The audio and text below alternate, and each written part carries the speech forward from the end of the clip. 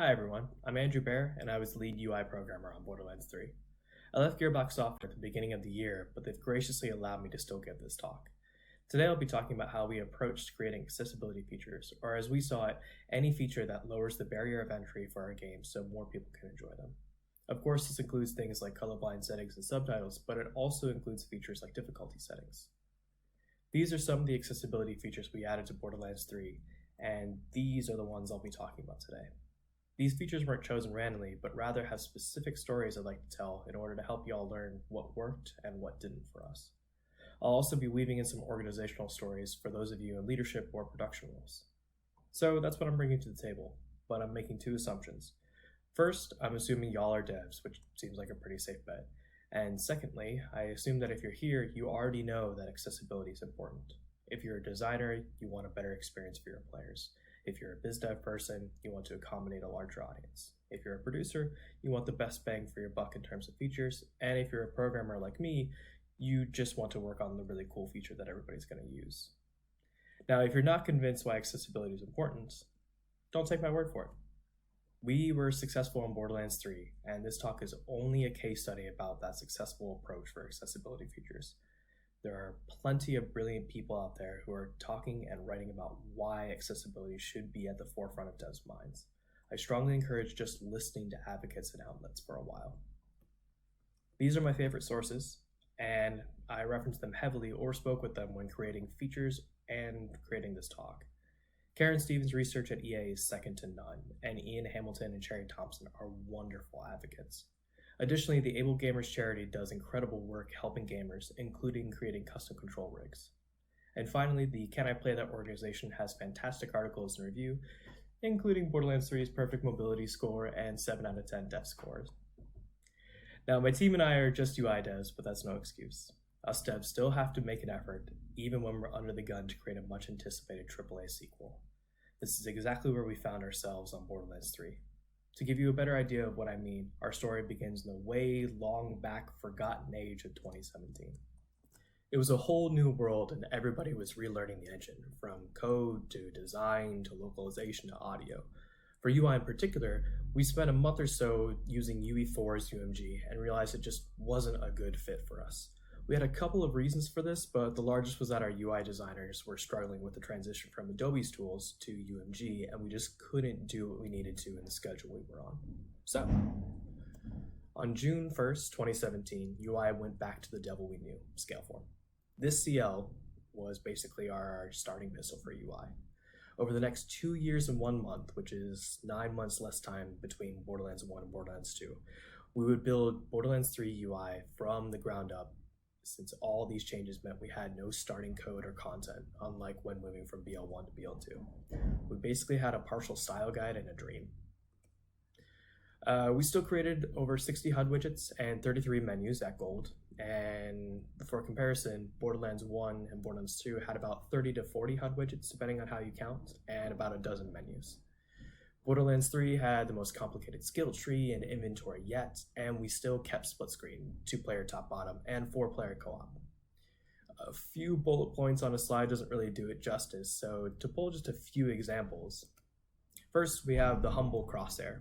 Borderlands 3 is a shooter, and we needed to actually create a deceptively complicated crosshair.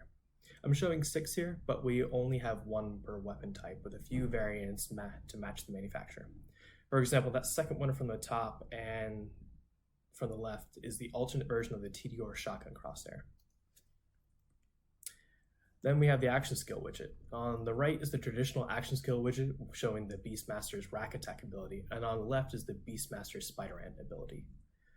Both of these have charges and cooldowns and error state if the player tries to use it when they can.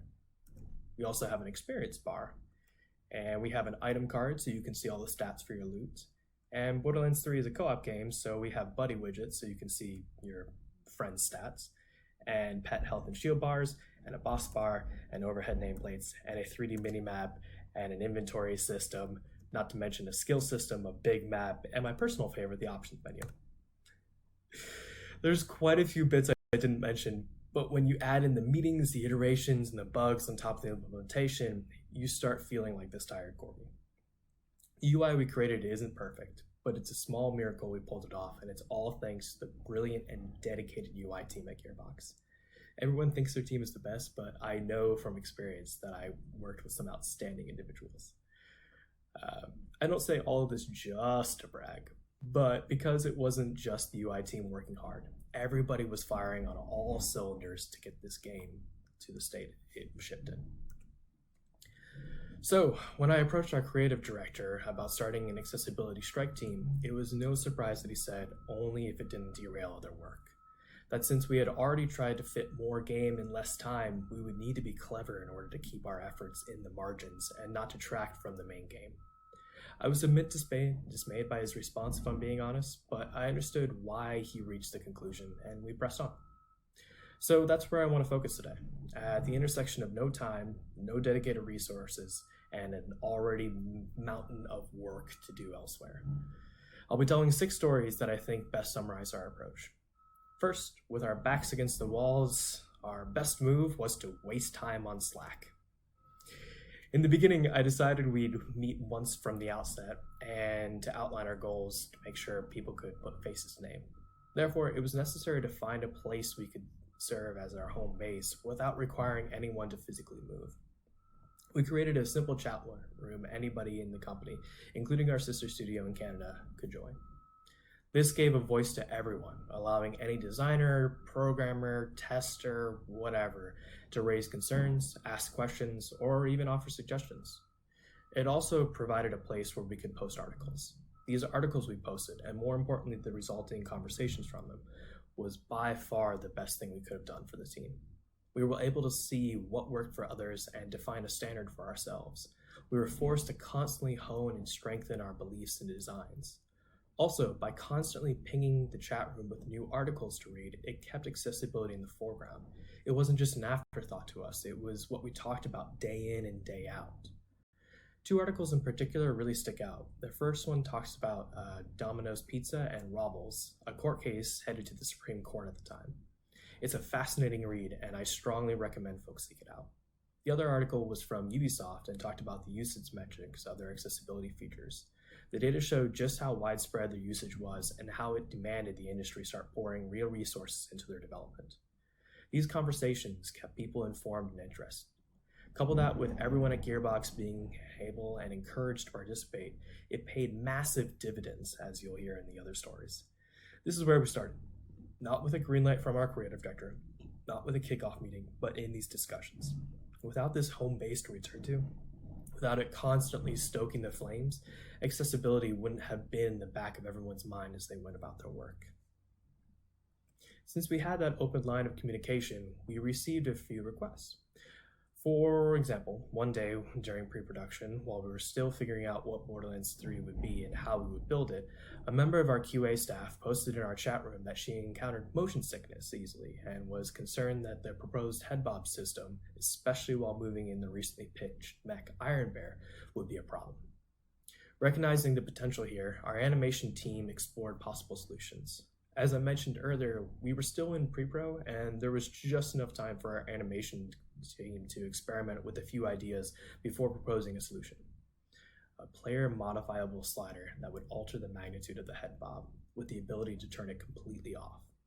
It sounds so simple and straightforward, but with all the gears moving around us, with all the chaos of development, we weren't confident from the get-go.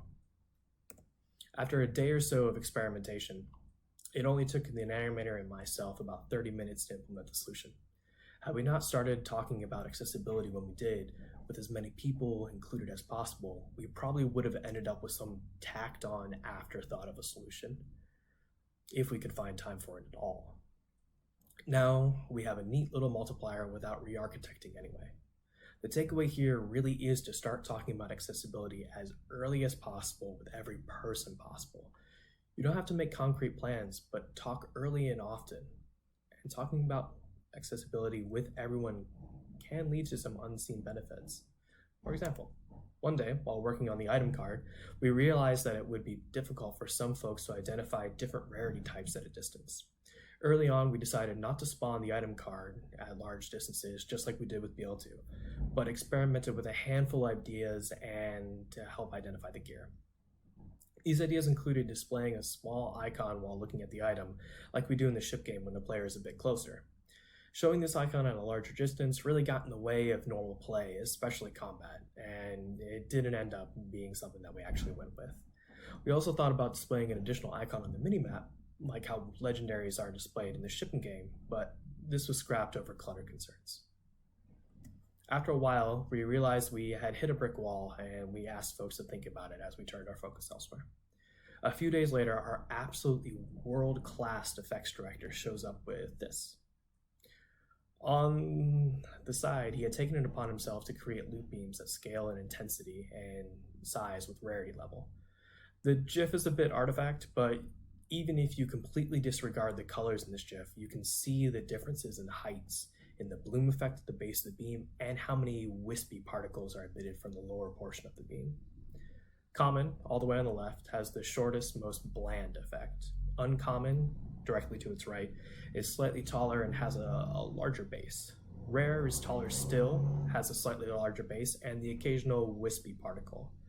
Epic has the second tallest base and a constant handful of wispy particles. And the legendary effect is larger than the gun itself, obscenely tall, has a torrent of particles at the bottom, and even has a dedicated star icon on the minimap you can see in the top right. We were totally floored by this approach. We hadn't considered looking at our humble loop beams. It took a unique perspective to rethink what information loop beams can convey, and unique skill to articulate that concept. So the takeaway here is to empower everyone to experiment. Not every idea will make it all the way, but if you encourage everyone to have ownership, they'll stun you with their ingenuity and unique approaches. Honestly, I hope us devs begin to treat accessibility the same way we treat performance or memory. It's everyone's responsibility to make the game accessible, not one dev or even a group of devs off in a corner somewhere. A few days after these loop beam changes went in, this lesson was further cemented when one of our audio designers on the team heard about what we did and created unique sound effects for the different rarities dropping. It was a well-received change, and our players have this almost Pavlovian response to when they hear a legendary drop in the world. It's incredible, and it's all thanks to our devs feeling like they were empowered to experiment. On the other hand, empowering isn't a silver bullet. For this next story, we thought we had the right idea, but we fell short. Unlike movies or TV, just displaying what characters say really misses critical audio cues our players needed. Inspired by Minecraft's closed caption system that you can see here, we really wanted to display additional text prompts to alert players to specific events in our world that they needed to react to. We were also concerned that closed captions triggered too frequently or a larger number of them would take up too much space and much needed screen real estate and overall lead to a negative experience. So we opted for captions that would only message combat information that was needed immediately, that wasn't already visually messaged somehow. In the final version, this meant that we displayed closed captions for barrels igniting or exploding within the range of the player, as well as when bosses begin certain wind-up animations, as you can see here in the center and the right images respectively. It also meant, for example, that we didn't caption grenades landing near the player since we had a dedicated widget for them, as seen on the far left. This wasn't received very well. Essentially, and I 100% agree in retrospect, the reviewer is calling out that we simply didn't caption everything we should have, that we missed environmental hazards or additional attacks from boss and non-boss enemies, and they also called out that we should have captioned emotion or sound effects in our subtitles. That by limiting ourselves to combat captions, our dialogue lost some of its punch when being read. In the end, nothing beats testing with your target audience. Personally, not being able to find the time in our schedule to make more user testing happen was our number one flaw. We should have figured out a way to focus test these features more thoroughly so that when we ship the game, we start off on the right foot. That said, sometimes we don't have to look very far to make sure that we're on that right foot. Fresh off of Battleborn, we wanted to provide expansive color options to accommodate players. As you can see here, on Battleborn, we gave players the ability to recolor not just parts of the UI like the crosshair and the nameplates and the health bars, but also the detailing of the minions, the sentries, and even the build nodes. When it came to Borderlands 3, we started wanting to implement an equivalent idea of color swaps. It's about this time that I learned that one of our UI designers is colorblind. I had never known, and it was none of my business. It just simply hadn't come up until now. He's a fantastic artist, and he really took the time to dive in deep and figure out what color information we needed to have alternate messaging for. What he found was that rarity was almost always in plain text, and when it wasn't, that plain text for the rarity's name was always quick to obtain. For example, you could navigate to an item and see its rarity quickly in all of our item menus. The same is true for the elemental damage types, which always have unique icons and are always spelled out in plain text. He also figured out that the crosshair was the only widget that relied solely on color to convey whether the player is aiming at a friendly, an enemy, or neither. When we realized this, we just couldn't justify the amount of time we need in our already crammed schedule for a full color wheel, or even for a color picker for just the one widget, and opted for a set number of baked-in colors the player could choose from. He and some other devs figured out what would be the best preset color options, and with his approval, we knew we had a solid list without spending unnecessary time making something that would be overkill for our specific needs. The takeaway here is simple.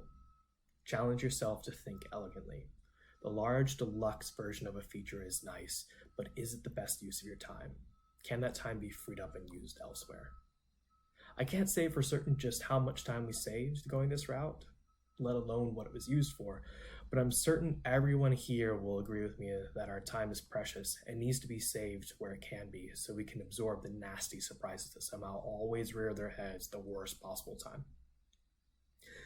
Speaking of less than great surprises, even with buy-in from the team, some devs, with their minds on deadlines and with the very best of intentions, won't be easily convinced that accessibility should be a higher priority.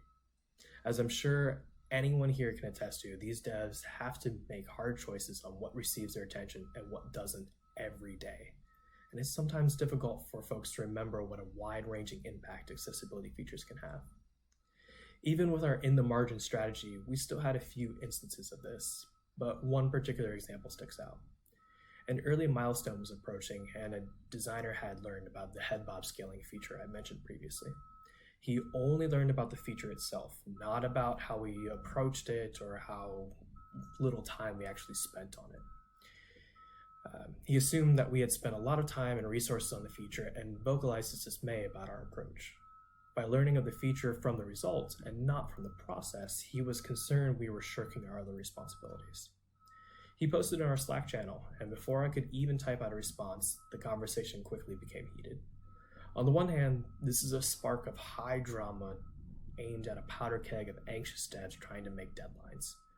But on the other hand, I was weirdly glad he felt confident enough to say something in such a public way. It maybe wasn't the best phrasing, but I'm sure he wasn't the only one who came to such a conclusion, and it gave us a chance to either confirm that we were on the right track or have an outside observer call us on something we missed. In the end, taking the time to explain the process one-on-one, in our case over a beer after work, turned a powder keg of a situation into something that reinforced our confidence. It also turned a vocal skeptic into a vocal proponent of our approach. So the takeaway here is nothing surprising. Make room for dissenting opinions and approach them and those with them with respect rather than drama. So those are my stories.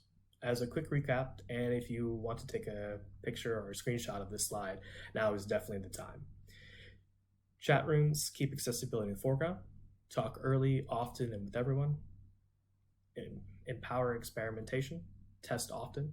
Think elegantly, and leave room for dissension. I'm going to pause here for people to take screenshots. Great. Here are some of the articles that I use either for this talk or when discussing features and approaches with the team, in addition to my Twitter handle and those that I frequently communicate about accessibility options. I'm going to pause here, but other than that, thank you for listening to my talk.